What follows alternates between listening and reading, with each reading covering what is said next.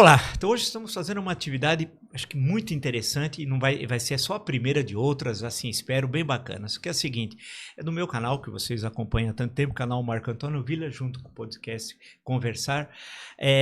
Nós vamos fazer algumas discussões que me parecem fundamentais de economia brasileira, saindo do senso comum, como dizia o Gramsci, da filosofia das massas, tentar fazer uma discussão um pouco mais profunda, e vai ser bem bacana, eu tenho certeza que vocês vão gostar muito. Estamos aqui com José Márcio Rego, grande figuraça. Eu sempre lembro para ele que quem quer entender economia, não são os economistas brasileiros, a gente que trabalha com economia, historiador, sociólogo, antropólogo, você que gosta, que não é de outra área, leia Conversas com Economistas Brasileiros. São vários volumes, aquilo é fundamental. Você vai ver como que nós temos um pensamento econômico brasileiro, né? Assim como outros, me lembrei agora mostrando como nós temos um pensamento político brasileiro, que muitos achavam que nós não tínhamos, e temos um pensamento econômico muito rico e que é desconhecido de muita gente. Então, o Zé Márcio faz um trabalho fundamental. Luiz Gorstein também vai estar participando conosco aqui dessa troca de ideias. Eu vou ficar mais ouvindo, afinal eu sou historiador, eu passei muito rápido pela economia, depois eu fui para a história, e o Demian Fel, que eu conhecia dos artigos da Folha, tem uma longa história que eu acabava acompanhando, e sempre me aventuro na leitura de ensaios, artigos. Eu tento acompanhar a discussão econômica, especialmente aqui no Brasil, para me lembrar dos meus tempos, dos anos 70, olha que faz tempo, isso foi em 75, 70, fui do Sebrap, inclusive, faz tempo, era estagiário do Paul Singer, olha que isso faz muito tempo, e aprendi muito também lá. Hoje eu estava falando até com o Edmar Baixo outro dia, essa semana, como era importante o mesão lá, e nós temos aqui no nosso mesão, que é e essa prática da gente ouvir uma exposição acadêmica complexa, ao mesmo tempo fazer uma discussão que se vocês entendam e ter essa troca de ideias, que era uma prática que tinha lá no Sebrae, que no Brasil nós fomos perdendo ao longo do tempo. Então, passo a palavra para o Demian, agradeço muito ele ter aceito aí o nosso convite. Ex-presidente do BNDES. Sim, claro, ex-presidente do BNDES, que eu acho que deve ser o maior banco de desenvolvimento do mundo, de país. Maiores, a China tem banco. A China agora, a China tudo é maior, tudo né? É maior, né? Vamos lá, Demian, então, muito obrigado. Obrigado por estar aqui, obrigado pelo convite. Eu trouxe alguns slides só para ilustrar a nossa discussão, e eu gostaria de começar dizendo que, do ponto de vista... Demian, mais próximo do microfone, é isso? Tá bom?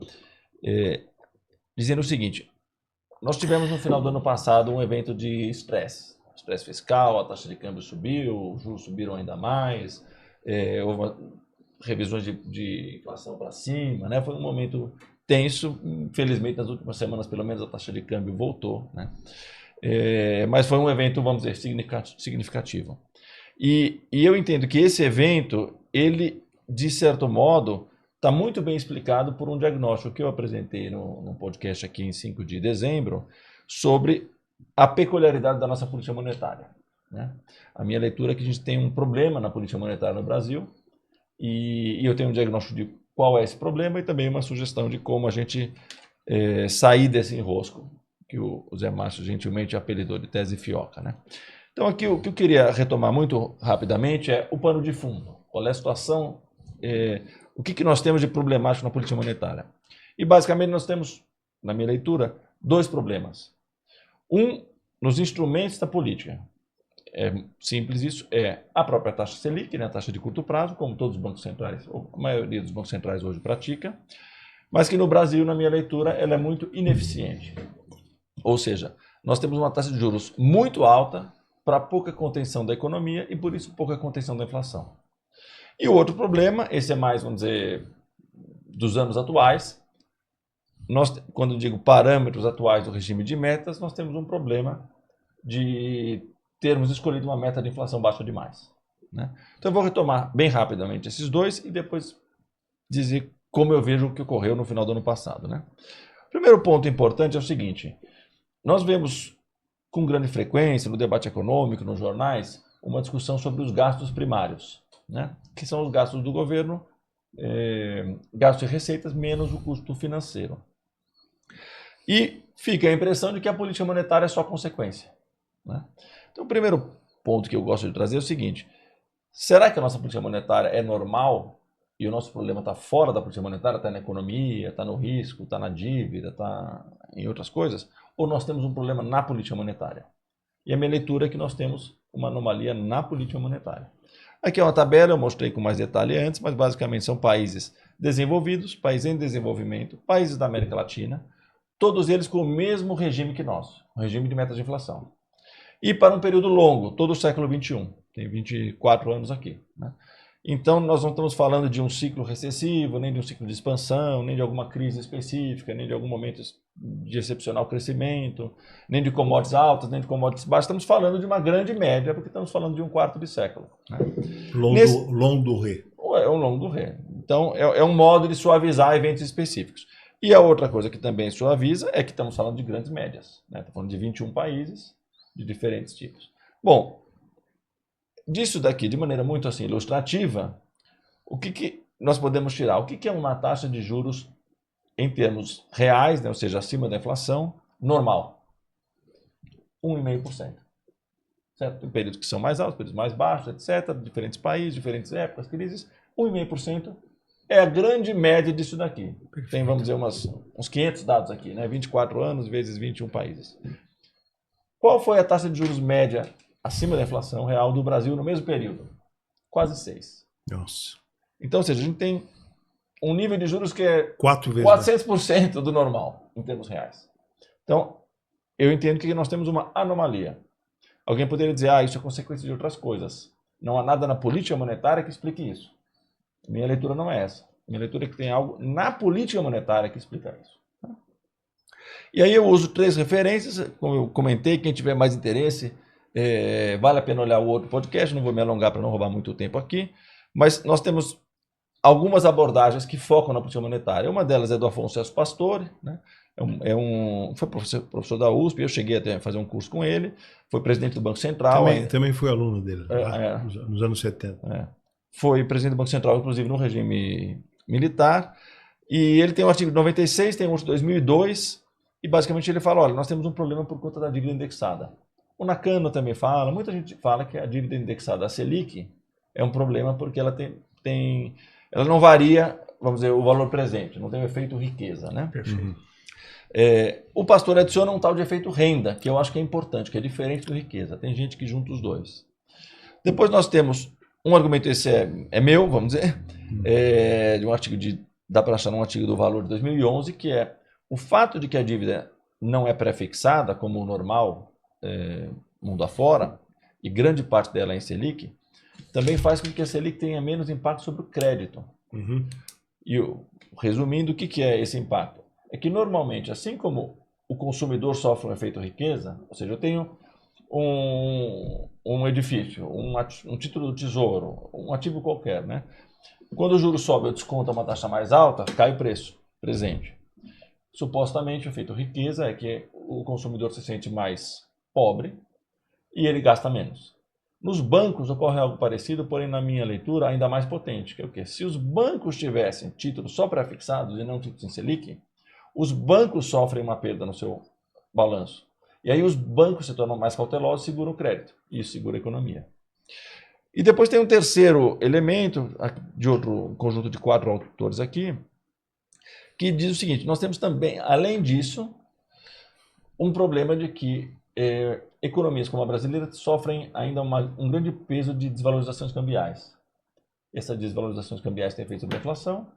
Então, além disso, a taxa é alta, porque mesmo sem que a economia esteja muito aquecida, a cada vez que há uma desvalorização, o Banco Central sobe os juros. Tá? Bom, então, o que eu citei até aqui? O problema da baixa eficiência da Selic. Esse é um problema, vamos dizer, histórico, vem desde da estabilização. É um problema, na minha leitura, que o Plano Real não resolveu, nem nenhum governo depois do Plano Real. Certo? A gente criou essa dívida porque era um modo de lidar com a inflação nos anos 80, e muita gente dizia que era um problema, mas o fato é que continua mais ou menos metade da dívida pública ainda indexada aos juros de curto prazo, a Selic. Né? Aí nós temos um segundo problema, ainda estou falando aqui do diagnóstico mais geral, que é uma meta de inflação baixa demais. Né? Eu e outros 8 economistas publicamos na Folha de São Paulo uma carta aberta ao Conselho Monetário Nacional, em que a gente propunha a revisão da meta de inflação. Acho que até a Leda assinou também. A Leda também assinou. Assinou Gilberto Tadeu Lima, assinou o Beluso, assinaram vários Luiz Fernando de Paula, vários economistas de 5 universidades. Da GV, o Nelson Marconi. Bom, o que a gente diz ali? O Brasil tem uma estrutura de rigidez nominal, ou seja, alguns preços não caem. Por exemplo, salário não pode cair por lei. Isso não é assim em todo lugar. Além disso, não é só que não pode cair por lei, existe um hábito de que não se reduz. A gente tem indexações, tem preços administrados, remédios, planos de saúde, tarifas de concessões e tal. E a gente tem um histórico também de, vamos dizer, práticas institucionais não formais, que fazem com que a economia brasileira tenha mais rigidez para baixo. Como uma economia de mercado precisa variar os preços relativos, né? Ou seja, quando sobe o preço internacional do gás, tem que ficar mais caro o gás mesmo, mas se tiver uma grande safra de arroz, tem que poder cair o arroz, ou seja, a gente tem que poder variar os preços. É fácil entender que se a economia não é 100% flexível, para você ter a mesma variação entre um preço e outro, a média é um pouco mais alta, porque os outros não caem, alguns não caem. Né? Então esse é o nosso argumento, nós temos uma meta baixa demais. Essa meta baixa demais faz com que o Banco Central esteja sempre perseguindo ela, sem alcançar. E o que isso diz para um economista? O Banco Central vai manter o juros sempre alto, porque ele vai sempre tentar alcançar a meta não é alcançável. E quanto custa isso por ano? Só para dar uma ideia. Se a gente dissesse que isso aqui custa 1 a 2% de... Cada 1% de Selic, pensando só na dívida pública, nós estamos falando de 40% do PIB, mais ou menos, de dívida pública em Selic. O PIB é de 12 trilhões agora. Nós estamos falando de 50 bi cada 1%. Meu Deus. Cada 1%. Ixi, quem te perde. Ou seja, se o Banco Central estiver mantendo por conta da ineficiência da Selic e da meta muito baixa, algo como 4% acima, digamos que o juro não precisa ser para 14, poderia ser 10, não está falando de juros ser super baixo. Nós estamos falando de 200 bilhões por ano. É muita grana. Então, esses são dois problemas que nós vemos, que na minha leitura dá para corrigir, que é o que eu chego no final, a tese fioca, por assim dizer. Mas então, primeiro a Selic, nós então estamos buscando uma meta difícil de alcançar, por conta da característica de rigidez da economia, não é por questão de falta de credibilidade do Banco Central, é a estrutura mesmo da economia, com um instrumento que está por cima é pouco eficiente, custa muito para pouco resultado. Né? Bom, nesse cenário, o que aconteceu? Qual é a minha leitura agora do final do ano passado? Né? Esse gráfico aqui, o que ele mostra? Ele mostra embaixo a inflação aqui, né? A inflação mensal, o gráfico grande é a inflação de 12 meses, acumulado 12 meses, e essa linha é a taxa Selic. Então, como é que nós vínhamos lá de 2000? Nós tivemos a pandemia, derrubou a inflação, né? Teve até umas deflações no mundo inteiro, pandemia de início, né? Teve um grande impacto de queda econômica e, portanto, de queda de inflação. E aqui o Banco Central foi bastante agressivo até reduzir o Selic para 2%, ok? Depois nós tivemos ali fim da pandemia e mais as sanções contra a Rússia, a história da guerra da Ucrânia, que subiu o preço do gás especialmente. Nós tivemos na pandemia alguns gargalos nas redes internacionais de fornecimento. Você não conseguia comprar carro, viagem para quem quisesse, porque amanhã o carro paga um ágio e tal, né? Que afetou o mundo todo. Então nesse período todo mundo teve um pouco mais de inflação. Seja porque o preço internacional de gás e petróleo afeta todo mundo, seja porque a pandemia também afetou.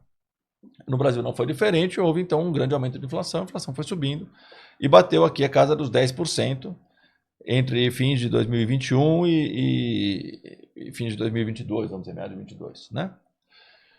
Bom, então ali o Banco Central subiu os juros. Eu diria, tinha que subir mesmo.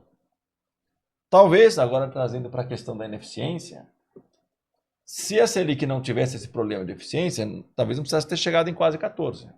Talvez pudesse ter subido para 10, para 9. Muitas vezes no mundo, quando você tem um típico choque de oferta, especialmente se as economias não estão aquecidas, a taxa de juros real, taxa de policy, a taxa do Banco Central fica negativa em termos reais. Por quê? Porque o Banco Central sabe que não é que tem excesso de disputa por trabalhadores, que sobe os salários, não é que tem uma demanda muito aquecida. Teve algum preço que subiu, a média, claro, conta isso, mas a taxa de juros não precisa subir tanto. Mas digamos que essa alta, até aqui, era do jogo do esquema brasileiro, ok? com os problemas que eu mencionei. Demian, desculpa te interromper. Fala. Acho que vale a pena lembrar que houve um aprendizado extremamente importante de política monetária em função da crise de 2007, 2008, né? E que criou-se... 7? Ah, sim. Criou-se... Crise mundial. Criou-se alternativas, né? O QE, enfim. Quer dizer, que meio que questionou a inteligência estabelecida sobre... Tem toda a razão. É bom lembrar isso. Foi. É. O que aconteceu? Né? A crise de 2008, fim de 8 e 9, né, da crise subprime americana, que pegou o mundo todo, né? Ela deixou, vamos dizer, 2 lições. A primeira é que a desregulamentação de mercados financeiros pode dar problema. Nem sempre foi assim, isso oscila ao longo da história, né? Foi nos anos 80, nos 90, um pouco na onda do neoliberalismo, né? É claro que os bancos gostam, né? Não, a gente se autorregula, é do meu interesse, eu não vou querer me pôr em risco e tal. Mas quando há muito otimismo, a gente viu que o crédito pode influenciar demais ativos e quando a coisa vira, é uma crise que pode atingir as proporções que atingiu, gravíssimas, né? Então a primeira coisa foi um pouco mais de regulação. A segunda coisa que saiu dessa crise foi a formalização de que os bancos centrais deveriam atuar com instrumentos macroprudenciais. Que são o quê? São instrumentos quantitativos. Não são só a taxa de juros de curto prazo, né? Pode ser sobre capital, exigir mais capital. Claro, se eu exigir mais capital, o banco empresta um pouco menos. Pode ser sobre ativo, né? Cada empréstimo. Pode ser sobre passivo, sobre captação. Pode ser alguma atuação até de natureza tributária. Põe um IOF, por exemplo, né? Você expandir o crédito para consumo. Acho que não, aumenta o consumo, põe o IOF para crédito consumo. Então, isso passou a ser incorporado como parte do cânone da política monetária. Aí o que existe é uma discussão de quando usar. Mas já há uma aceitação de que isso é parte dos instrumentos, desde 2008, como você lembrou bem, né? Bom, o que aconteceu então aqui no Brasil? O Banco Central subiu os juros, teve uma inflação, era mais de custo, mas eu não acho que só por ser inflação de custo não tem que combater, porque ela tem efeitos secundários. Então os bancos centrais, em alguma medida, combater. Tem que combater menos intensamente, mas eu acho que sim.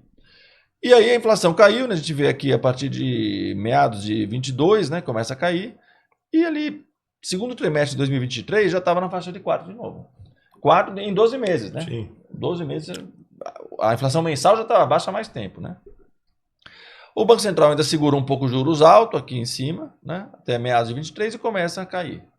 Então até aqui a gente está fazendo normal. Teve um grande choque de inflação, não dá para discutir, né? Bateu 10% ao ano. O Banco Central subiu os juros, ok. Um pouco mais, podia ter subido um pouco menos, mas... Tá. Passou a inflação, eu estou reduzindo a taxa, estou voltando à normalidade. Essa reta aqui voltando à normalidade até meados de 24. A inflação, você olha aqui há 12 meses, ela está oscilando em torno de 4. Eu peguei aqui esses 20 meses, a média dos 12 meses dá 4,3. É uma inflação benigna, certo? O Brasil, até baixa para a história do Brasil. E é uma inflação benigna também do ponto de vista absoluto, por quê? Porque não é uma inflação que gera mais indexação. Ninguém acha que a inflação de 4 vai gerar, não, agora eu quero aumentar salário cada 6 meses, agora... Não, é uma inflação baixa. E aí surge o primeiro problema. O Banco Central vem reduzindo e para. O que aconteceu aqui quando ele parou? Ele falou, pô, a inflação está em 4 e pouco, até está projetando uma queda, mas não está projetando 3, e a meta é 3. Então ele para e começa a olhar a meta. A minha leitura, o que acontece a partir de setembro, que quando ele vira, né, e fala, não, eu vou voltar a subir, aqui a gente tinha, por um lado, a meta pressionando, era verdade, a meta ainda estava em 3. 4 a gente vê, né, não tem nada demais, estava estável em 4, oscilando, não é que estava disparando a inflação. Então a meta foi um dos pontos que nós alertamos, por assim dizer, né, outros também alertaram, né, e que ajudou para esse erro. E o segundo ponto, minha leitura, foi a postura do Banco Central, ou seja, como o Banco Central age frente à meta, né? Depois eu vou comentar o Wellen, que falou a mesma coisa, e a Luiz Araújo também. Que é esse segundo... O Wellen é o Sérgio Wellen da FGV, né? Isso. Que foi o cara que implementou a política de metas na gestão do Armínio. Exatamente. O Armínio Fraga era o presidente e ele era o diretor de política monetária. Ele fez as reuniões, inclusive, de explicar o regime para o os economistas. Sim. Eles chamavam. Aliás, eu até estou lembrando o ex-marido de uma ex-presidente do BNDES, né? A Maria Silvia. Da Maria Bastos Silva, Marques. exatamente. É ex-marido. Isso. É isso.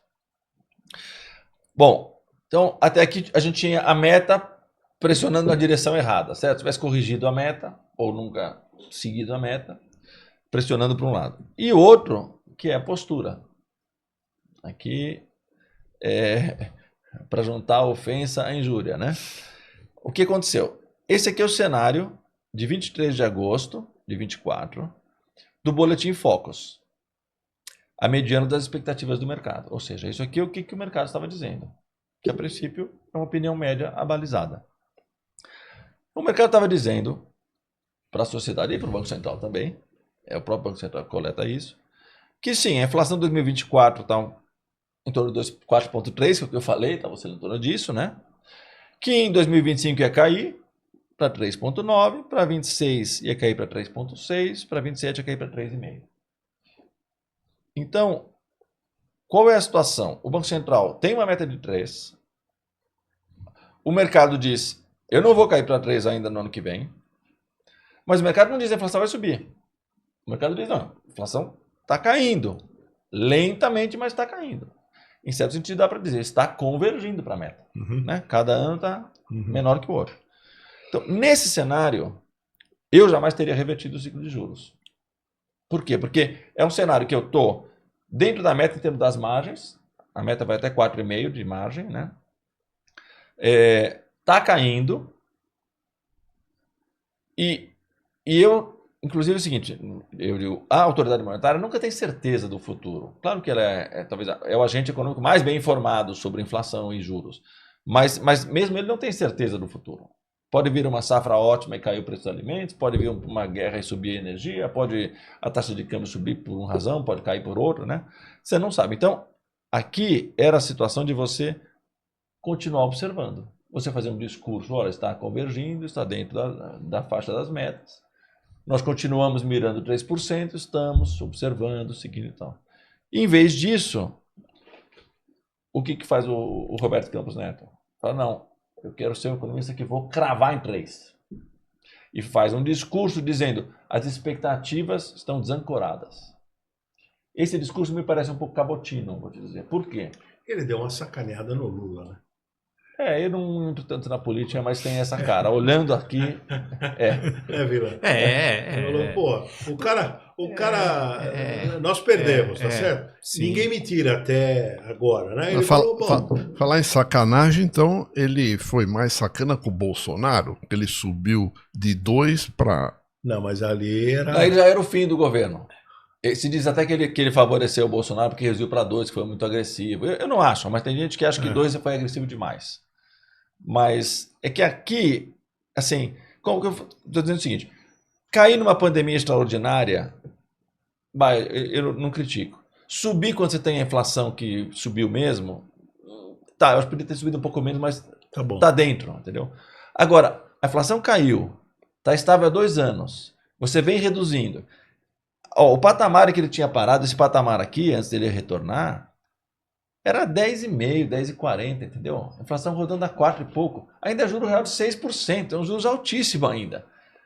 Então, ou seja, eu posso esperar para ver o que está acontecendo, entendeu? Então, aqui realmente eu acho que teve 2 fatores que contribuíram para uma elevação que eu acho que foi um erro. De um lado, a meta.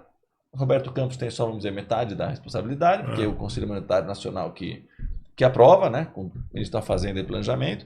Claro que o Banco Central é que recomenda, né? Dos 3 membros, ele é o mais influente nessa decisão, né? E a meta de 3 estava aprovada em 22. Então, entra o novo governo, a inflação bateu alto, o sujeito que está dizendo que é 3 vai continuar fazendo... Amanhã eu vou embora, o cara continua gerindo o Banco Central, né? Então, ok, naquele primeiro momento, a nossa leitura ali na nossa carta foi o seguinte, digamos que tenha sido um voto de confiança. O Banco Central falou, não, vai dar certo, com essa meta... está trazendo confiança, vai estabilizar, o juro vai cair, a economia vai crescer. Digamos que tenha sido isso. E a inflação estava 10% 6 meses antes. Então, você dizer, eu não vou desfazer o que está feito, porque a meta de 3 estava aprovada já. Ok. Mas a nossa leitura é, ok, mas teve 2 anos de experimento. Esses 2 anos confirmaram aqueles que achavam que o Brasil não consegue ter uma inflação de 3 em condições normais. Então vamos corrigir, né? Mas enfim. Então aqui para essa alta, convergiram 2 problemas. A meta baixa demais e ainda por cima uma leitura agressiva dessa meta baixa demais. Entendeu? E olha só que curioso, eu publiquei o artigo dizendo isso em 27 de janeiro, no Valor. Acho que 2 dias depois, e eu cito... 27 de janeiro de... Agora, desse ano. Sim. Né? De 25. E eu cito no meu artigo o Verlan, o Aloysio e o Braulio. E 2 dias depois o Aloysio deu uma entrevista no Valor. Não sei se... Pode ser que leram lá e falaram, esse cara aqui, ortodoxo, também não defende a meta de 3, e o Valor pode ser que o entrevistou, ou estava antes, eu não sei, né? E depois, o Verlan, ele tem uma coluna mensal na Agência Estado. É verdade. Né? E na coluna dele, ele disse algo muito parecido. O que o Aloysio falou? O Aloysio disse o seguinte, pô, mexer na meta agora, muito ruído e tal, mas o Banco Central devia perseguir o teto da meta, 4,5. Porque no texto dele, ele fala que a melhor meta seria 4,5. E o Verlan disse que não, essa história de você tem que convergir para o centro. Desde que a gente implantou o regime, eu tento dizer que a gente tem que encarar de outra maneira, algo assim, né? A banda. Então, a minha leitura do que o Verlan diz é o seguinte, se você tiver com uma inflação que não está escapando para alta, e você estiver dentro da meta, você não precisa fazer uma nova recessão, você não precisa subir novamente os juros. Né? E eu não estou nem discutindo a questão de recessão ou não recessão, só estou discutindo o custo dos juros. Tá? Até porque eu acho que, como é pouco eficiente, faz 2 anos que o juros está alto e a economia continua crescendo. Né? Muitas pessoas analisaram, vamos dizer assim, o efeito porta giratória, né? Quer dizer, o cara vai sair, né? E ele deixa Então ele dá para o sistema, um prêmio, ele está pensando na credibilidade pessoal dele. Prestígio. Estou dando para o sistema financeiro, tá certo? Não se sabe qual. Pode ser isso. Há uma acusação antiga que o governo Dilma, e talvez agora também, eles já estão implicitamente buscando o teto da meta. Então, hoje o governo trabalha com 4,5. E no governo da Dilma diziam que era escancarado isso. É verdade isso? Primeiro no governo Dilma. Eu acho que tem uma leitura sobre o governo Dilma de que, de fato, o Banco Central, vamos dizer, não estava desconfortável em ficar na parte alta da meta. Né? Entre 6 e 6,5. A meta era 4,5 na época, 6 e 6,5. Era o Tombini, né? Tombini. Porque o Tombini não subiu os juros quando a inflação estava já em 6. Né? Agora, tem um aspecto desse período que coincide com o que eu acho que a gente deveria fazer, que é o seguinte.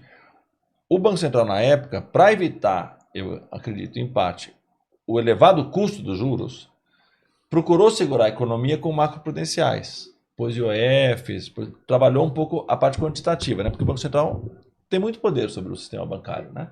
Regulatório. E acho que há um lado que andou bem naquela época e que o mercado silencia a respeito disso, que é o seguinte, ele conseguiu desacelerar a economia que tinha crescido 7,5% em 2010, obviamente mais do que o Brasil consegue, né?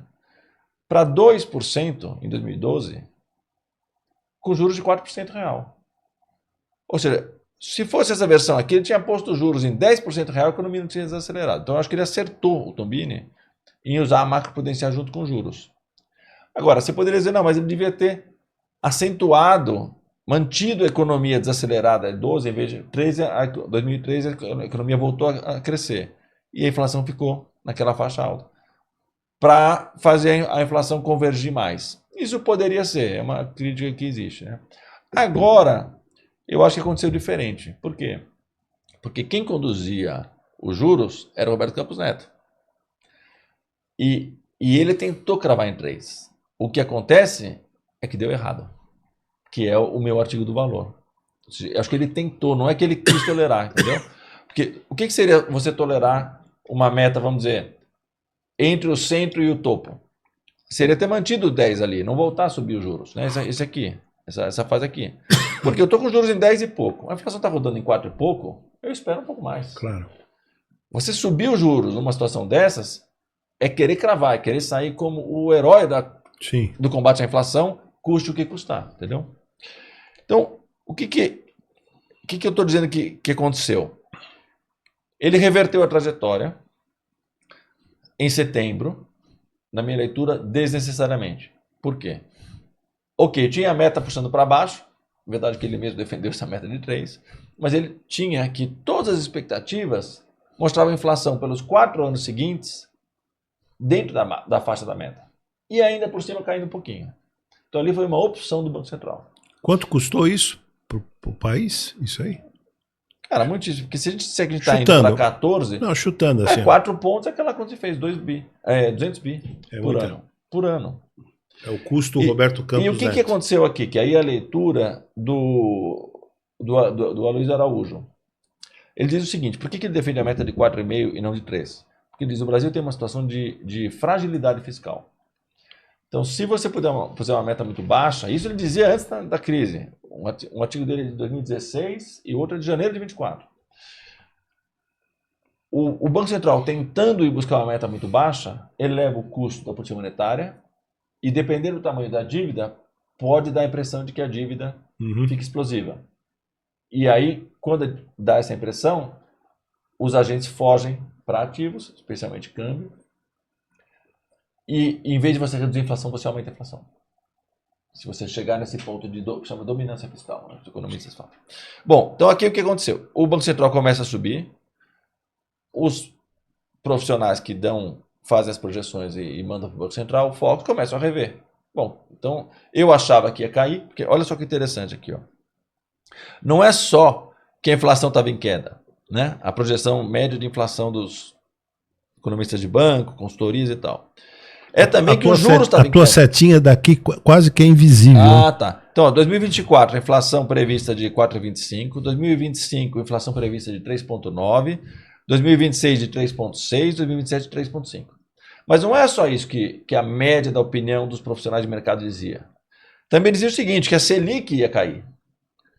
Em agosto, 23 de agosto do ano passado. A projeção era que ia fechar 2024 em 10,5, ia fechar 2025 em 10, 2026 em 9,5, 2027 em 9. Então, esse era um cenário basicamente benigno. Para quem não quer tirar a faixa de Miss Universo do combate de chegar à inflação em 3, não é para você reverter a trajetória de juros, entendeu? Bom, mas é o que acontece, reverte aqui em setembro e de novo em dezembro ainda faz aquela ata super agressiva, não, mais 2 pontos e tal, vou subir em janeiro, vou subir em fevereiro. Bom, então o mercado começa a rever o quê? Qual é os juros? Que o Banco Central está dizendo. Não foi uma crise da economia fora do Banco. O Banco Central falou, eu agora quero o juro mais alto porque eu quero cravar em 3% daqui a 18 meses. Inflação de 3%. Bom, olha o que aconteceu com as expectativas de mercado. Aquilo que eu mostrei antes é o boletim mesmo de uma data. Essa aqui é uma série que mostra data por data todos o equivalente daqueles boletins, né?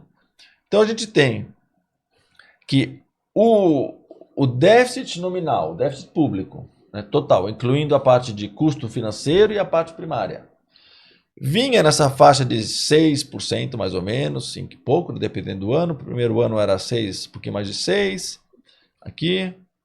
Para 2026 era um pouco menos, ali 5,5 talvez, né? O cara estragou tudo. Aí começa setembro, todas as projeções, até 2028. Então, se você sai de 6 para 8,5 de déficit, é óbvio que você tem um estresse fiscal. É óbvio que quem faz conta fala, pô, começou em setembro isso. Começou em setembro. Essa linha preta que eu pus aqui, é setembro. Faz lembrar a música do Beto Guezer, quando chegar setembro. E aí que tem uma coisa curiosa, que eu fiquei quebrando a cabeça, aí quando caiu a ficha para mim, foi que eu decidi escrever o artigo, foi o seguinte, Vila. Quando a gente acompanha o jornal, a memória que a gente tem é que o estresse veio depois do discurso do ministro da Fazenda em novembro, né? Grande expectativa e tal, aí veio a frustração. E esse discurso vai isentar imposto de renda até R$5.000 e tal, né? Mas quando você olha o dado... Aliás, ele era contra anunciar as duas coisas, né? Ele queria anunciar separado exato. A coisa da isenção de 5 mil. Do corte dos gastos. Pode ver depois, Mas olha só, então a gente leu assim na mídia, E é razoável que as pessoas digam, não, então foi isso, né? O anúncio foi ruim, o governo vai gastar demais. Hoje no rádio eu vinha ouvindo para cá, subiu porque o governo vai gastar demais. Olha aqui a projeção do superávit do resultado primário. Esse é o resultado primário, ou seja, é gasto menos receita do governo. Está parado em meio, basicamente, para todos os anos, desde janeiro de 23. Impressionante. Entendeu? E se você marcar aqui, eu pus uma linha agora em novembro, né? Que é o discurso do ministro. Depois do discurso já melhorou um pouquinho. Então, como é que você junta as duas coisas? Porque fica de fato, pô, mas foi o juros, mas eu lembro, eu vi que o dólar subiu depois. Como que você junta? Primeira coisa, as projeções são feitas por profissionais. Eu mesmo contribuía quando eu era economista-chefe. Você não faz no dia seguinte. O Banco Central dá um sinal de que subiu e fala, gente, revê aí, o que isso quer dizer? E além disso, as contribuições também não são todas no mesmo dia, são 40, 50 casas que contribuem, um contribui essa semana, outro daqui a 2 semanas, outro daqui a 3 meses e tal. Então, a revisão das projeções, ainda que você entenda que o ciclo de juros que o Banco Central sinalizou vai ser longo, tem um gap. Tem um gap. E a segunda coisa, que aí pode ser um pouco de política, o Roberto Campos ficou o tempo todo falando que tem o risco fiscal, que tem que ver se vai ter. Ou seja, eu acho que eventualmente até em off e nos comunicados com jeito, mas dizendo, ó, o problema é ver o que vai dar no primário. Então, o que no fundo foi sinalizado? Sim, eu estou trazendo uma conta nova, uma conta enorme para o gasto público, mas ó, o que você tem que fazer não é olhar o quanto eu vou torrar de dinheiro com juros. O que você tem que ver é se a Fazenda vai vir pagar a conta ou não. Aí a Fazenda simplesmente ficou onde estava. Ela não causou nada, mas também não veio pagar a conta. Aí pareceu que foi o primário. Mas se você olha os dados, isso aqui são... Não sou eu que estou dizendo. Isso é a média dos profissionais de mercado dizendo qual é o primário. Se olha os dados, não foi o primário. E aí, olha só, por que eu acho que dessa vez o tiro saiu pela culatra? Porque o que poderia ter acontecido? Poderia ter tido uma política muito agressiva do Banco Central, somando, né, a meta de inflação baixa e também a postura agressiva, e a gente simplesmente funcionar, o câmbio apreciar, a economia desacelerar, a inflação cair. Então você teria um custo em emprego, um custo em dívida das empresas e tal, mas teria funcionado. Só que a gente está naquele ponto que o Aloysio chama de fragilidade fiscal. Quando o sujeito diz que vai gastar 9% de PIB, 8% de PIB, basicamente de juros, quem disser, pô, isso aí não vai dar certo, muita gente acredita. Isso é gasto ou isso está sendo rolado? É gasto, né? Está sendo rolado. Mas assim, 1 bilhão de juros ou 1 bilhão de Bolsa Família, no ano que vem é 1 bilhão a mais na dívida igual. O dinheiro não é carimbado, entendeu? Então, claro, você rola a dívida. Você não vai pagar a dívida, né? Mas justamente, o que é, vamos dizer, a tal da consistência fiscal? Né? Tem muitas... Dá para tratar de mais uma maneira, mas a maneira principal da consistência fiscal é o quê? É eu ter uma relação dívida sobre PIB estável ou em queda. Basicamente é isso. Não é o caso. Não, está crescente. Agora está crescente por quê? Porque o nosso juros é extraordinário. Para te dar uma ideia, Vila, com um resultado primário zero, eu sou favorável a um resultado equilibrado, um pouco melhor do que a gente tem. Eu não estou entre os que acham que pode gastar, que gasta, etc. Né? Mas vamos dizer, com um resultado primário zero e um PIB que cresce 3%, crescimento normal, não é extraordinário, você pode ter juros reais de 3%, que o PIB cresce real 3%, a dívida pelos juros cresce real 3%, a dívida PIB fica estável. Perfeito. Então, assim, o que é um parâmetro médio, entendeu? Claro. É isso. Um juro de 3, que já é o dobro do mundo, o mundo em média tem 1,5, né? Juro de 3, superávit equilibrado, dívida estável.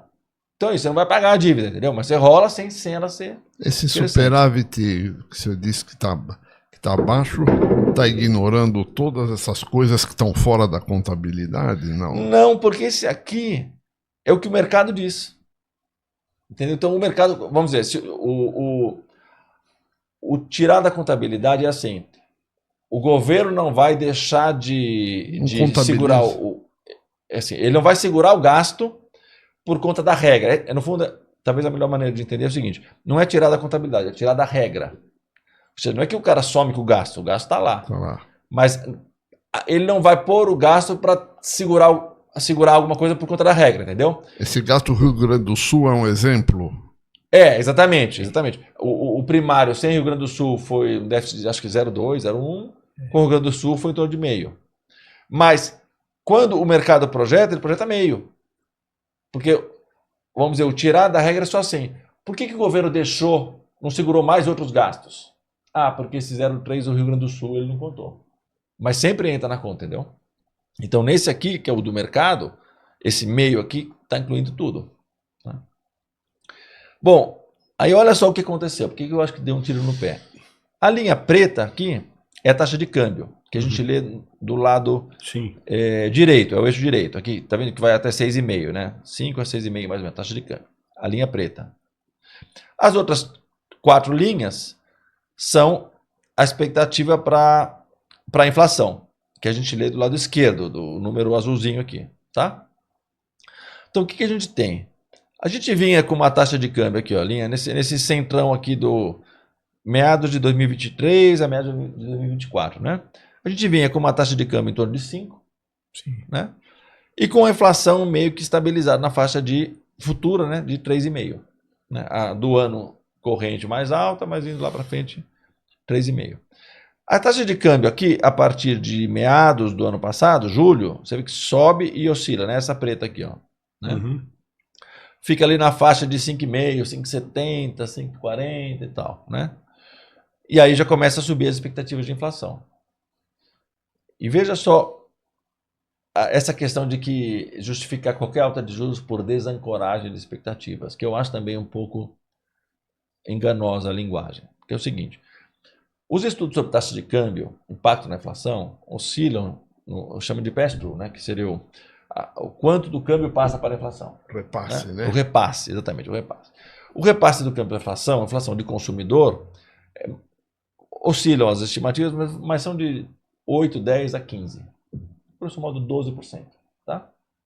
Então, se eu tiver uma desvalorização de 10%, eu devo esperar que no ano seguinte, ou dependendo do prazo, eu vou ter 1,2 a mais de inflação. O nível de preço vai subir. Ok? Que é mais ou menos o que acontece aqui, né? O câmbio passa de 5 para 5,5, vamos dizer. Então teve 10% de desvalorização. A inflação sai em um ano a projeção, né, de 3,5 para 4, a outra de 3,5 para 3,8, você vai somando, vai dar muito próximo da taxa de câmbio. Então, eu discordo do discurso de dizer é uma desancoragem de expectativas.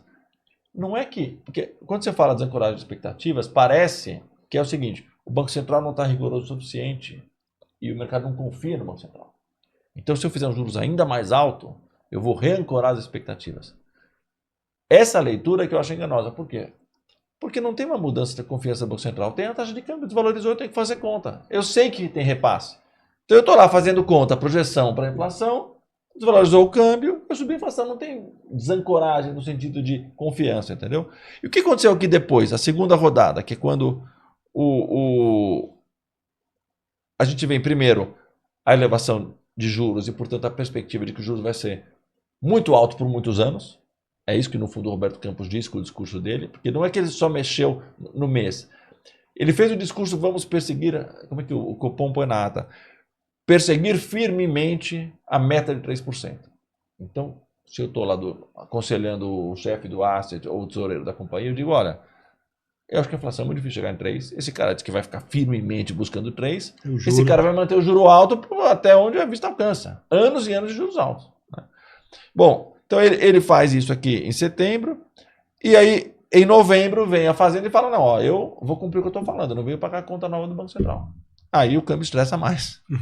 Tem quem leia também esse câmbio como uma espécie de hedge para o Trump.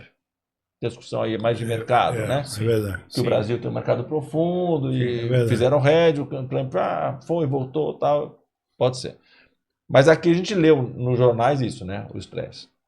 Então a taxa de câmbio sobe aqui, bate 6,20 e tal, né? Olha o que acontece com a perspectiva de inflação de 2025, especialmente 26, né? A azulzinha e a vermelha. Vai para 5,5, você lê do lado aqui, né? Do lado azul.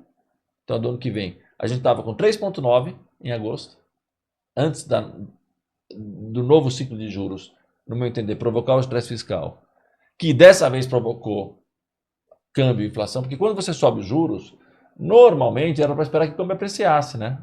Opa, está mais atrativo levar dinheiro para o Brasil. Vou vender dólar, vou aplicar em reais. Né? Ali, como a situação fiscal já estava ruim, meio no limite, saiu pela culatra do tiro. O câmbio depreciou. Aí deixa eu só te perguntar uma coisa, aí na minha linguagem vulgar de historiador político, que é a seguinte, para trazer inclusive para a política, né? Em 1979, acho que no primeiro semestre, eu estava ali na Ordem dos Economistas, acho que viaduto 9 de julho, se não me engano. Eu fui, olha, faz tempo, hein? Eu fui ver uma palestra da Maria da Conceição Tavares, faz muito tempo. E ela tinha voltado ao Brasil, tal, teve uns problemas, etc, tal, mas aí, a partir de então, ela se fixa aqui no Brasil.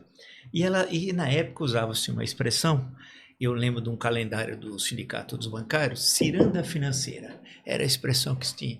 Inclusive o cartoon, acho que era até do Laerte, se não me engano. E aí a discussão era ciranda financeira, 79 e 80. Claro, só para quem nos acompanha, lembrar que a disparada começa da taxa de juros lá nos Estados Unidos, no governo Carter e por aí vai. Bem, a questão é que justamente é o mesmo momento em que o Brasil perde aquela capacidade, aquele grande momento de crescimento que nós tivemos durante 50 anos. Deve ter uma relação necessária entre um fato e outro. Por quê? Para quem nos acompanha até entender, você tem uma transferência de renda, não só do setor produtivo para o setor financeiro, mas do seu José, da Dona Maria, etc., que vai piorar suas condições de vida. Aquilo que nós tivemos durante 50 anos, da pessoa estar vivendo melhor que o pai e o seu filho vai viver melhor que ele, acabou. O que nós tivemos, o maior deslocamento do mundo ocidental no pós-guerra foi no Brasil. Nordeste, Sudeste, e com enorme crescimento econômico. Então aquilo acabou, e é justamente a partir dali dos anos 80, quando você tem a dominação, pode ser um pouco panfletária a expressão dominação, mas a predominância, vamos chamar assim, do sistema financeiro, você começa a ter deslocar renda de um setor para outro. Bem, e isso vai indo, vai indo, vai indo. A grande questão, não sei, política, é que alguém decide. Né? Porque nós temos, se o governo, só para dar um exemplo mais simples para quem nos acompanha, se o governo atual tivesse maioria no parlamento, certamente parte dessas questões não estariam sendo colocadas assim, porque o governo falaria grosso, uma linguagem mais vulgar. Ele poderia apresentar seu programa econômico, aprovar com relativa facilidade no parlamento, implementar suas medidas e teria resultados econômicos positivos, ao menos o governo qual seja que tivesse interesse nisso. Não, mas é um governo de enorme fragilidade política, né, no parlamento, e com orçamento sequestrado pelo legislativo. Algo único, não há país presidencialista que tem um orçamento sequestrado da forma que tem no Brasil. Em país democrático. O único caso é o nosso, e é um desastre, porque a qualidade do gasto que já era não muito boa, ficou horrorosa, tal que nós estamos assistindo. Então, a decisão política é chave. Por exemplo, eu não tenho muita simpatia pela autonomia do Banco Central. Né? Isso certamente, se fosse em outro momento, provavelmente não ocorreria, haveria a troca do presidente do Banco Central. Nós já tivemos, é bom lembrar, presidente do Banco Central que foi demitido antes de assumir, que é o caso do Chico Lopes, né? Que é um caso sugênito, acho que é o único caso na história. O apelido dele ficou Chico Breve, né?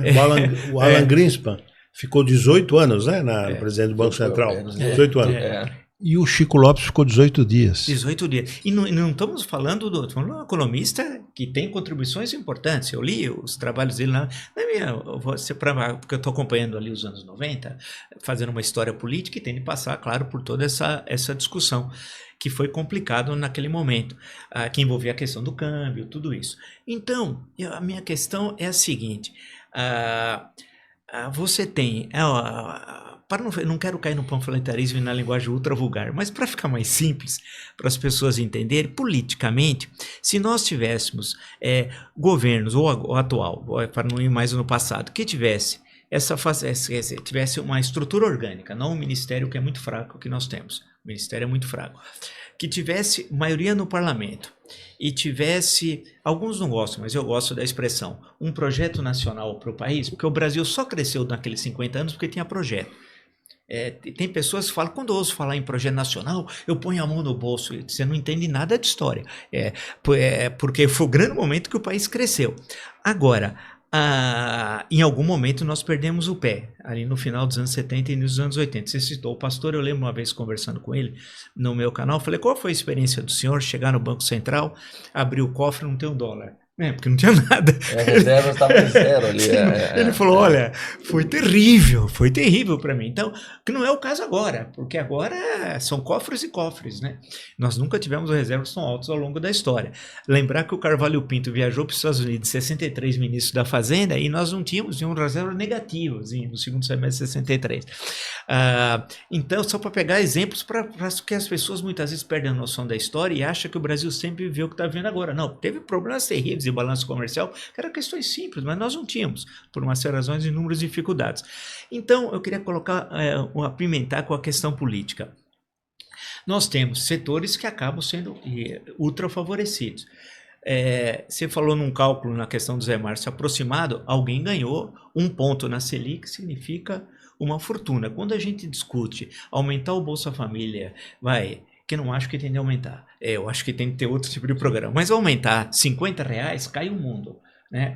20 bilhões a mais de gasto primário tem mais ruído político que 200 bilhões de juros a mais. Então, é justamente isso. Eu acho que a gente tem que ter, claro, priorizar os investimentos para qualificar a força de trabalho, tudo que a gente sabe, modernizar o país, nós temos mais de 30 milhões de analfabetos, etc, e por aí vai. Né? Mas aí, a dominação do discurso do jornalismo econômico, influenciado pelo tal mercado, eu sempre brinco que o mercado nunca me apresentaram, eu não sei se é alto ou baixo, agora não sei a idade. Durante a ditadura tinha a expressão sistema com letra maiúscula, o S era maiúsculo. No Estadão, na página 3, tinha o Carlos Chagas, excelente jornalista de Brasília, e o Vilas Boas Corrêa do Eu. E a discussão o sistema, como vai reagir ao discurso do deputado do MDB? Mas quem é o sistema? Ninguém sabia, mas era um ser abstrato, igual ao mercado. Quem é o mercado? Ninguém sabe. A questão, então, política que eu colocaria para você, que é a seguinte, alguém eu não estou dizendo que é uma conspiração por trás, que são fantoches, que a política não tem, mas quem deve determinar os rumos da economia não é a economia, mas é a política. Então, nós estamos nos últimos cerca de 40 anos, aproximadamente, perderam muito, porque quando a gente fala da década de 80 perdida, nós tivemos, década de 80, alguns anos de crescimento do PIB significativos em termos 90, positivos. Dependendo se você começar em 91 ou 90, foi pior que a de 80. Exato, então, nós tivemos... Então, você fica analisando, e aí, claro que alguém fala, os mais novos nem sabem que nós tivemos planos de estabilização fracassados, Sim. Cruzado 1, Cruzado 2, Plano Brest, Plano Verão, Plano Collor 1 e 2, Plano Arroz e Feijão.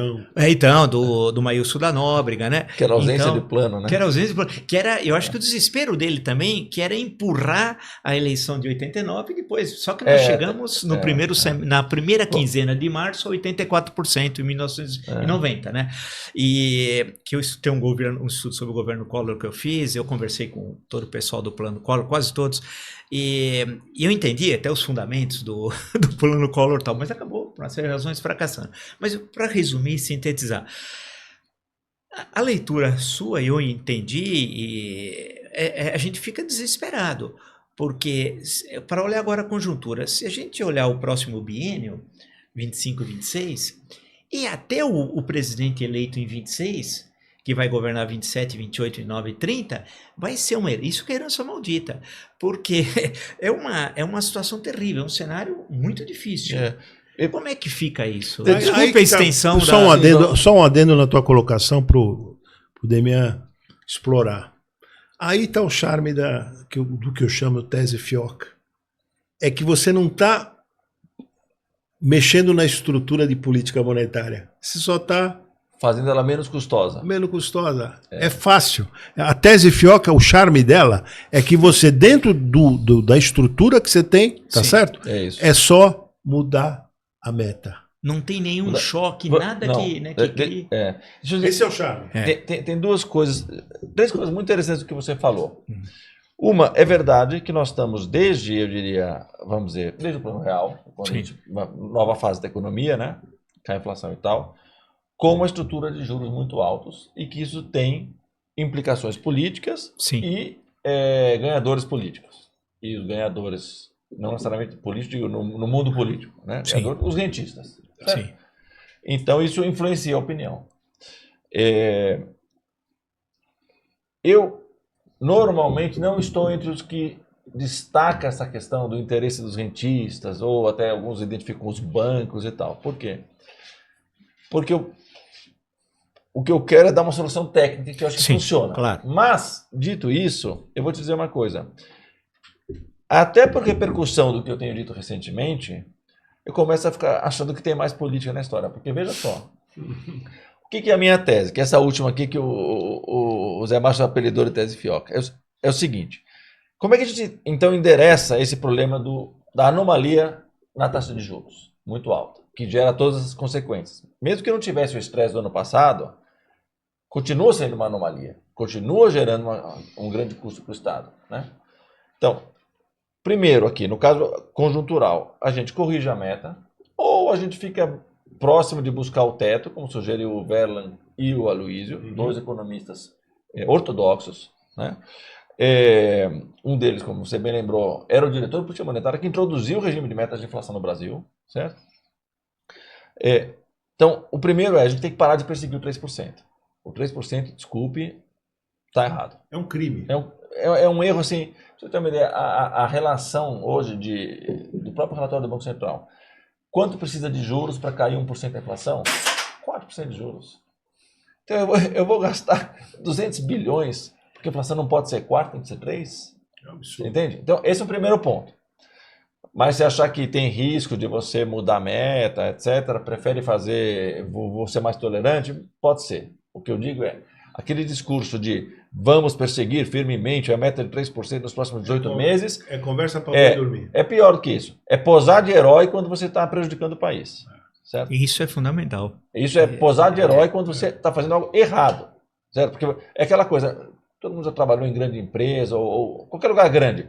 Tem sujeito que joga em time, que pensa no conjunto, e você fala, não, esse aqui é o meu projetinho, esse aqui é o meu pedacinho. Eu quero fazer o meu pedacinho bonito, dane-se a empresa, dane-se o governo, dane-se o país, entendeu? Então, esse negócio de o Roberto Campos querer cravar em 3% é isso. O cara que quer só fazer a sua camiseta ganhar faixinha, ok? Então, essa é uma parte. Mas isso é conjuntural. A outra parte, que eu estou dizendo é o seguinte... Vamos fazer uma transição para sair dessa dívida em Selic usando outros instrumentos de política monetária. Os tais dos macroprudenciais, que ganharam um tom canônico depois de 2008. Sim. Todo mundo aceita.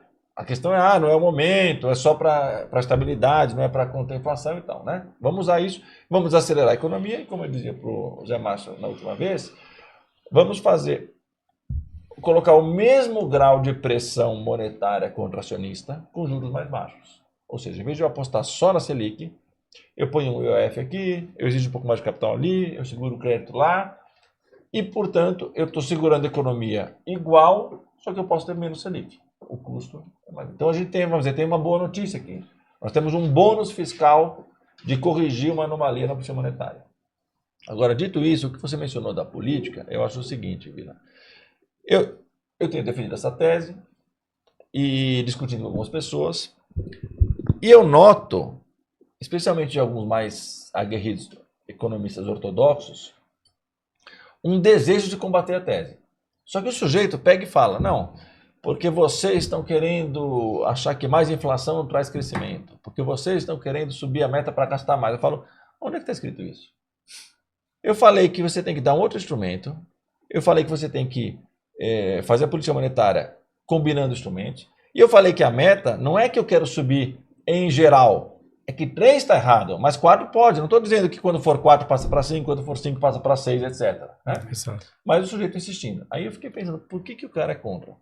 Né? Sim. Porque olha só, ele diz, eu sou um sujeito preocupado com a dívida pública, né? Ele acusou a gente, escreveu a carta de querer gastar mais, não tem nada de gastar mais, é a questão da rigidez nominal, e foi contra os macroprudenciais. Agora, ele diz, eu sou preocupado com a dívida pública e eu sou a favor do controle da inflação. Chega alguém, e fala, vamos fazer o seguinte, vamos dar para o Banco Central mais um instrumento de controlar a inflação. Certo? Porque o macroprudencial, eu estou legitimando que o Banco Central use de austeridade monetária. Não é uma austeridade por juros, mas é um instrumento de contração. Eu não estou propondo que o Banco Central libere compulsórios. Estou falando que o Banco Central aumente compulsórios. Não, o cara é contra. Diz que é contra a inflação, mas só porque ele acha que quem falou é progressista, ele é contra. Aí depois ele fala, não, eu sou muito preocupado com as contas públicas, você quer gastar mais. Não, eu não quero gastar mais. Acho que o primário tem que ser maior, inclusive. Não, porque você quer gastar mais, por isso que eu sou contra essa sua proposta. Mas escuta, eu estou falando de você fazer a mesma política com menos gasto, e você é contra. Então eu acho que tem um componente político também, como você disse. Veja só, se tudo isso que você fala tem que esfriar o crescimento um pouquinho da economia. É isso.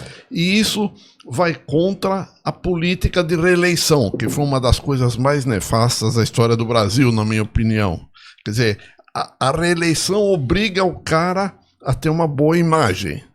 E se você quer esfriar o crescimento nesta época que vai ter reeleição, está sempre amarrado nisso, né? Pois é, mas olha que curioso.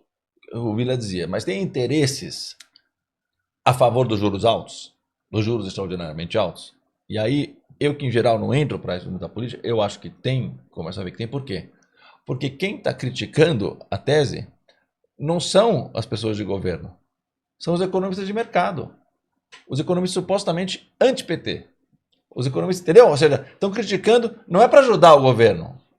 Estão criticando a tese só porque acham que, vindo de um economista progressista, a tese deve ser para, entendeu? Então, esse que é o ponto. Não é o governo dizendo, não vou usar. Pelo menos até agora, né? Eu não tive resposta do governo sobre isso. Eu estou discutindo na sociedade, né? Agora, o outro ponto que eu acho que é relevante que você falou é o seguinte. Aí só para não deixar um ar de melancólico demais. Você tem razão, e eu concordo. Nós tivemos 50 anos de desempenho econômico muito bom no Brasil. Né? De 30 a 80, foi muito bom. 7% de crescimento, o país se industrializou, a renda per capita aumentou e tal. Teve muita desigualdade, claro também. 20 anos desse período foram, 15, 20 foram autoritários, né? Usaram o salário como âncora, então teve muita desigualdade, mas o Brasil teve bom desempenho. Sim. A crise da dívida externa, ela é uma crise de balanço de pagamentos, não tem dúvida. E aí eu acho que o Bresser, você, enfim, esse grupo da GV que critica o neoliberalismo, tem um ponto de que é o seguinte, como a gente estava precisando do apoio do Tesouro Americano para reestruturar a dívida externa, de fato, o Tesouro Americano, por meio do Banco Mundial e tal, impôs uma agenda excessivamente liberal. Né? Então, aí tem um ponto verdadeiro. Agora, tem uma parte que a culpa é nossa. Aquele câmbio do início do Plano Real, aqueles 4 anos, com o câmbio a 70% do que era o câmbio prévio, aquilo foi uma opção nossa, foi um exagero. Né? Agora, onde é que entra o lado não melancólico da política? Isso a turma chama, tem um famoso artigo do Keynes, Consequências Econômicas de Mr. Churchill. Aqui no Brasil, alguns dizem consequências econômicas de Mr. Franco. Mr. Franco porque o Churchill ele voltou ao padrão ouro pré-guerra, né? Que é o seguinte, para não ficar só melancólico, nós não tivemos 30 anos ruins. Nós tivemos 3 fases, tem um artigo sobre isso. Sim. De 2004, o meu artigo ele não pega por governo. Eu vou olhando o PIB. PIB, formação bruta de capital fixo e crédito. De 2004 a 2013, nós tivemos 10 anos muito bons. Se a gente tirar a diferença de crescimento da população, mais próximo dos 50 anos bons do que dos anos ruins que a gente está tendo. Sim. Esse é aquele teu artigo na REP, né?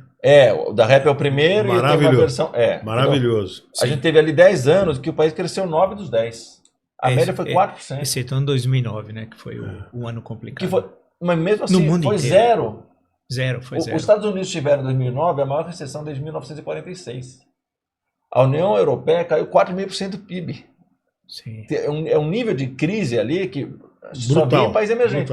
A gente ficou em zero. Só em 29. E aí, o lado político, onde eu acho que em parte, assim, a autonomia do Banco Central, ela mais custa do que resolve. Em tese, para você não ter um Banco Central populista, ok, é uma teoria que faz sentido, mas você ter um Banco Central que pode, por assim dizer, sabotar, talvez é o outro lado, né? Que pode custar mais. Agora... É bom ser não coincidente comandar pelo presidente? Gostei. Francamente, eu não gostei, entendeu? Porque a população julga o governo. E o Banco Central, como a gente viu, tem um poder enorme sobre a economia. Então, eu acho assim, para o bem e para o mal, entendeu? O governo que foi eleito conduz a economia. Mateuzinho, quanto tempo temos? Só para... Eu quero fazer uma inconfidência aqui para os nossos internautas. Mais 10? Tem mais 10? Então dá tempo de eu fazer a inconfidência. É o seguinte, nós estamos aqui, o futuro presidente da República, vai ser eleito em 2026, e estamos com o ministro da Economia. Vamos fundir até os ministérios outra vez. Isso aqui não é por acaso. E ele vai ser o chefe da Casa Civil.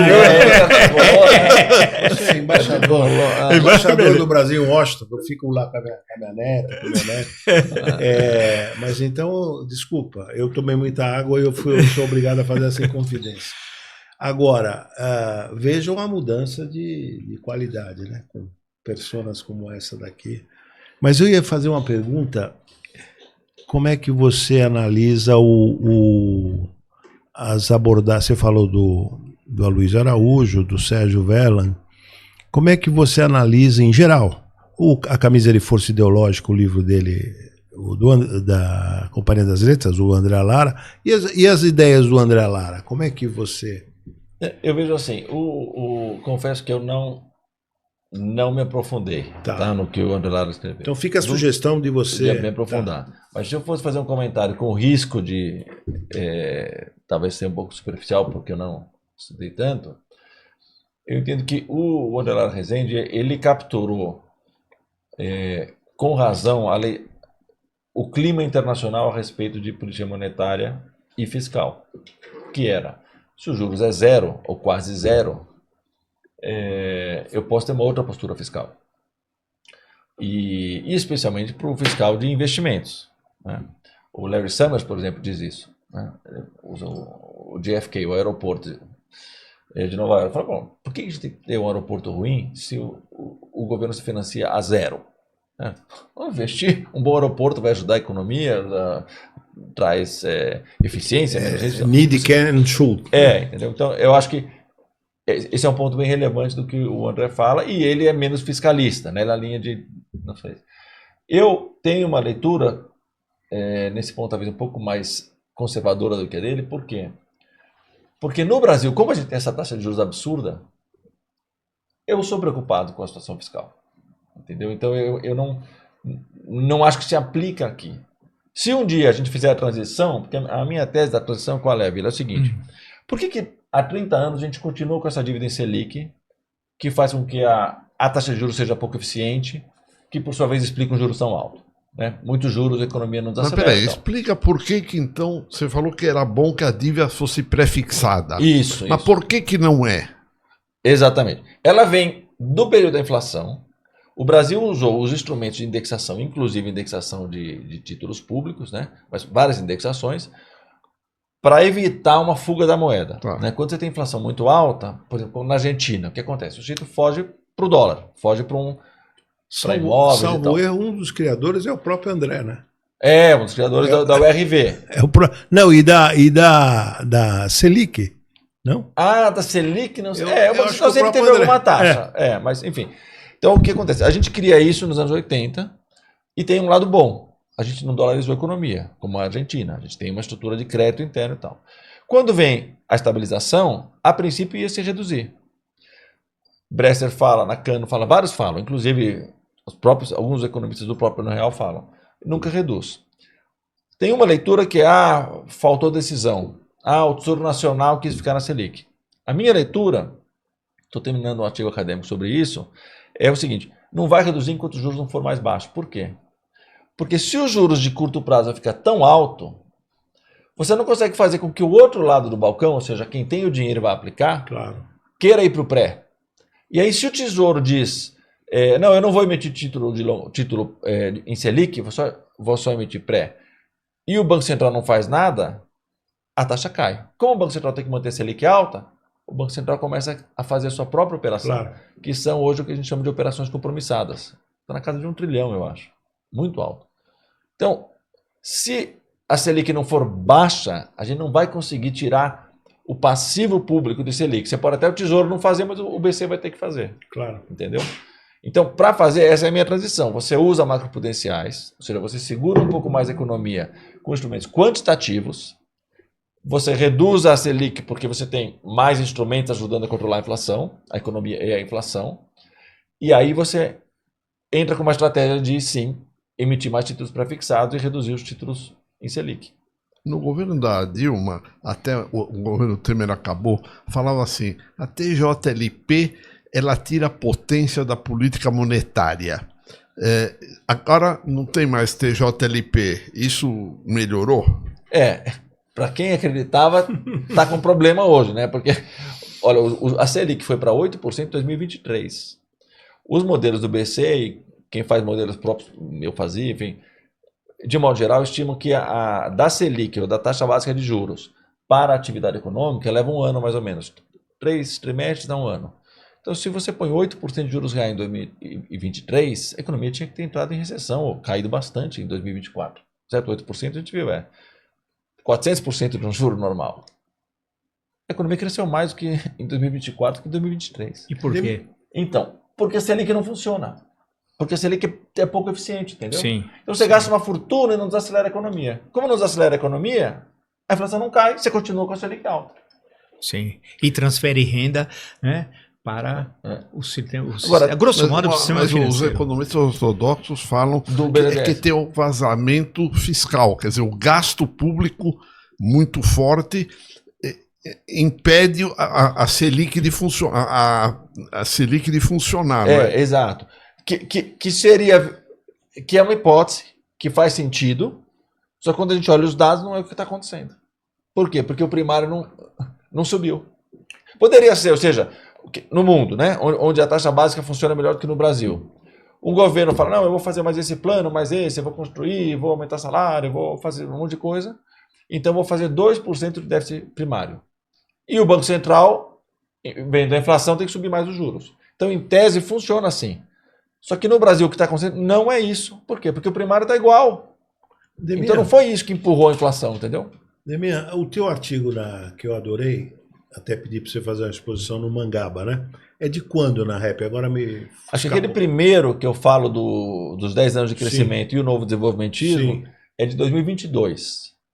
Publicado em 2022. Publicado na... Você foi nosso aluno em que Acho que foi um semestre antes, né? Foi? Foi por aí. Tá. Ele foi nosso aluno. Deminha, foi quando eu conheci. Já sabia o nome e tal, mas eu conheci.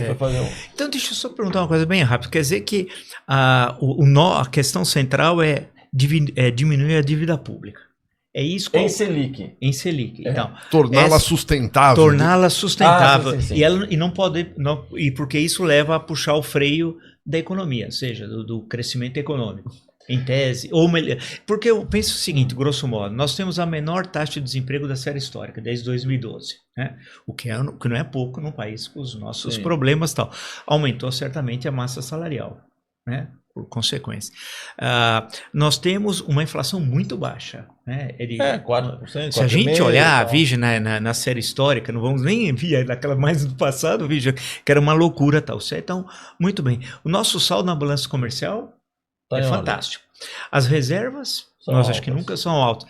Então, o que justifica? Eu sei que tem outros dados, posso estar fazendo uma análise primária, mas o que justifica, portanto, toda essa discussão do corte dos gastos públicos, quando o cerne da questão, se eu estiver errado, por favor, me corrija, quando o cerne da questão não são os gastos públicos, mas é a questão da dívida, que é altíssima, que é cerca hoje de quase 80% do PIB. Né? A do Japão é 3 vezes mais, né? Não é pois é, só que o Japão tem juros zero. Zero, então, isso que eu queria dizer. Então, o juro. Então, eu acho que aí é que é a questão. Assim, político, eu estou falando do lado político. O discurso que nós ouvimos aqui, ele não é também só assim um jogo político. Por quê? Porque ele é o discurso médio no mundo. Sim. Só que no mundo, esse discurso é feito com juros que oscilam de -1, em termos reais, a 4. Preciso frear a economia, o juros sobe para 3, 4. E teve um choque de custos, a economia não está alta, o juro sube um pouquinho só, o juro fica um pouco abaixo da inflação, negativo. Aqui a gente faz esse discurso, só que esquece que a nossa política monetária faz juros de 4 a 10. Qual o país que tem juro mais alto? Qual o país que o nosso? Não sei, não. Acho que o nosso é o mais alto do Turquia mundo. era a Turquia umas horas aparece, mas eu olhei os dados da Turquia. Nós temos a maior taxa de juro real do mundo. Então, o que eu acho que está acontecendo? A gente tem uma anomalia que está na política monetária Por isso é preciso corrigir na política monetária, entendeu? Esse discurso que a gente escuta, eu não digo que ele é inventado. Ele é o normal no mundo. Só que aqui a gente tem um problema adicional. Por quê? O mundo não acha grave você ter contas públicas, o primário próximo de zero. Meio para cima, meio para baixo, entendeu? Aqui acha por quê? Porque a gente precisaria de um primário de 3% do PIB para pagar essa conta de juros. O problema está na política monetária. Mas tem solução, entendeu? Você freia um pouco a economia, usa macroprudenciais, aí você vai corrigindo. Aí sim o Tesouro vai conseguir emitir menos Selic, o Banco Central vai conseguir ter que ofertar menos Selic, porque a Selic vai estar baixa. No início, inclusive, eu acho o seguinte, os juros longos tem que continuar alto. Hoje, os juros de, sei lá, 2 anos deve estar 15, vamos dizer. Eu não abaixaria os 2 anos. O Tesouro tem que continuar colocando títulos para pôr 2 anos em 15, mas a Selic cai para 8. Entendi. Aí eu consigo reduzir, porque eu não vou ficar em Selic, só quem não puder. Eu trago meu dinheiro por 2 anos, entendeu? E aí o que acontece? A próxima vez que o Banco Central subir juros, ele não vai estar injetando dinheiro na economia, porque não tem mais tanta dívida em Selic. Perfeito. É meio técnico, mas tem uma perfeito. solução. Ó, o Mateuzinho está sinalizando que o tempo esgotou. Eu queria só, antes que o professor Vila encerre, pedir para vocês dois voltarem no máximo daqui 3 meses, tá? Os dois. Para aprofundar essa discussão, né, professor? Mas não, é riquíssimo. E com esses dados, pô, é fantástico, porque aí não fica quando eu acho. Não. Você vê que tem número, tem... Claro, aí que... É um apoio técnico, fica uma discussão sólida. Gabaritado. Não, é verdade. Bem, acho que foi uma bela conversa, né? Muitos dos conceitos apresentados aqui, é bom vocês entrarem, pesquisarem. Hoje é tão fácil, antigamente era ir até a biblioteca, dava um trabalho danado e tal. Hoje, rapidamente, você inclusive tem o site, eu até entrei no seu site, www.edemianfioca.com.br, né? Não tem ponto, Edemianfioca tudo junto, .com. Tem o .com e tem o .br, isso. Que tem lá artigos. Os destaques tem esse artigo. Sim, tá. Eu acho que é importante para vocês compreender essa questão, pesquisar, isso é central. Eu acho que foi uma reflexão sólida, porque essa é uma discussão política que se faz de forma muito primária assim, no noticiário político, né? Na questão econômica nós somos num outro mundo. Então acho que deu para a gente aprender e temos de voltar, como o Zé Márcio disse, a essa questão, tendo em vista a importância dela, porque as pessoas falam, mas o que importa? Importa na sua vida, na carreira que você escolhe, na compra do apartamento, da linha branca, compra do carro, se você vai casar ou não, tudo isso, né? Tudo é no cotidiano. Bônus, né? Demográfico, né? Claro, incrível, e como as famílias foram emagrecendo, entre aspas, né?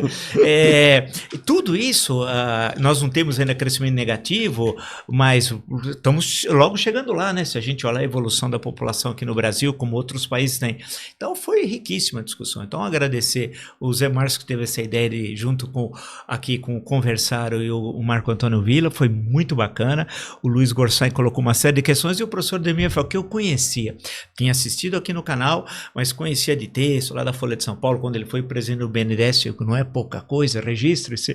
E essa tese que é muito interessante. O que eu vou fazer? A tese Fioca é muito boa. O que eu vou fazer? Você vai usar a tese Fioca na tua campanha presidencial. Então, e o que eu vou fazer? Vou chegar em casa e vou ler outra vez.